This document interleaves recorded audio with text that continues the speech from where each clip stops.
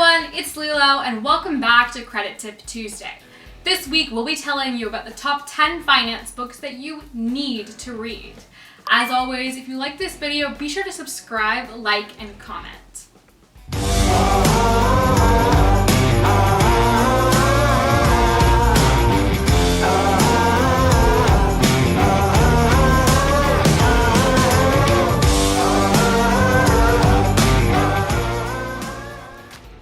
So at Plastk, we are all about education.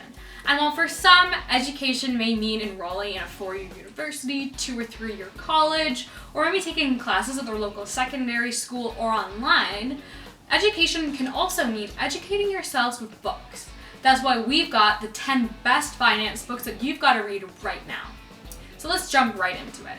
Book number 1, I think anyone can read. Whether you have a PhD in economics or finance, or you don't know the first thing about what money means. Economics for Everyone gives an introduction to what capitalism is, what economics is, and why capitalism works in our present society. It also tells you how to make the most of the capitalist society we live in. Book number 2 is one of my personal favorites, as well as one of the personal favorites of everyone on our team. It's called The Richest Man in Babylon. Now, unlike some of the other books, this book feels less like a self-help book, and more so like a short novella that you would read for fun. The Richest Man in Babylon gives stories that relate to the ancient world and the present world. It tells stories that are fun and engaging, but also teach you essential life lessons. If you've read Aesop fables or understand what traditional fable or folklore is, this book is very similar to that, and it's one of the most interesting books, I think, in the financial world today. Book number 3 is called Rich Dad, Poor Dad.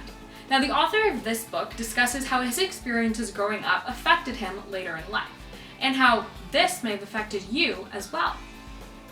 So, the author of this book had 2 father figures growing up. His dad, who was considered to be a poor dad, and his best friend's dad, who was considered to be a rich dad. He talks about seeing how these 2 worlds really affected him in his adult life. I really recommend this book to anyone who wants to learn more about how their childhood affects their experiences and their attitudes towards money. Book number 4 is called Wealthing Like Rabbits. Now, this is one of the most interesting books, I think, about finance and wealth in the 21st century. Wealthing Like Rabbits talks about how in 2021, or in the 2020s, wealth is at an all-time low, unfortunately. Debts are at an all-time high, and personal savings are at an all-time low. Now, while this may seem quite daunting, don't be discouraged and don't feel intimidated by this reality, whether it's yours or whether it's not. Wealthing Like Rabbit talks about exactly how you can wealth like a rabbit, which essentially means how you can have an abundance of wealth. Book 5 is called The 5-Day Money Cleanse. Now, personally, I think this book would be best for Gen Zs and millennials, but anyone, whether you're between the ages of 8 to 80, can enjoy this book.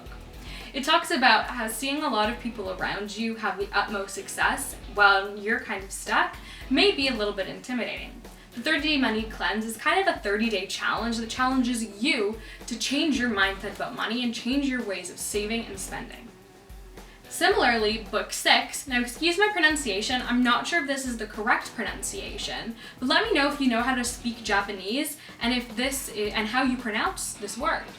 So the next book is called Kikeibo, or The Japanese Art of Mindful Spending.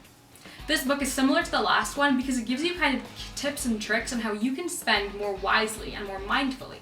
If you've read Marie Kondo's book on the art of minimalism, then you'll probably understand what I mean when I say this book teaches you how to save and spend in the most mindful way possible. Book number 7 is another one of my favorites. It's called The Psychology of Money. If you're interested in learning more about how your mindset, your thoughts, and your past affect your attitudes towards money, check this book out. It's also great for those who love the social sciences because it talks a lot about psychology and sociology relating to finance, economics, and money. Book number 8 is called The Secrets of the Millionaire Mind.